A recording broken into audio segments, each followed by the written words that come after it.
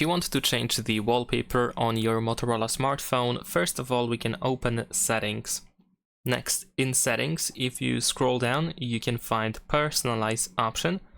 And then in here, we should be able to tap on the current lock screen wallpaper that you have in order to find a bunch of different options in here. So you can go ahead and choose, for example, Image Studio if you have it available on your phone in order to generate an AI wallpaper.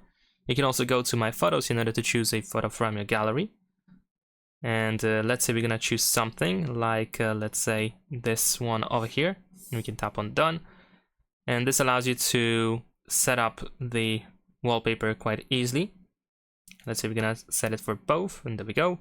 As you can see now it works. But also you can go to curated images, for example, and tap on more wallpapers in here in order to find a bunch of different categories and a bunch of different wallpapers if you want to set up something from here. So let's say I'm gonna choose this one over here. You should be able to adjust the wallpaper if needed.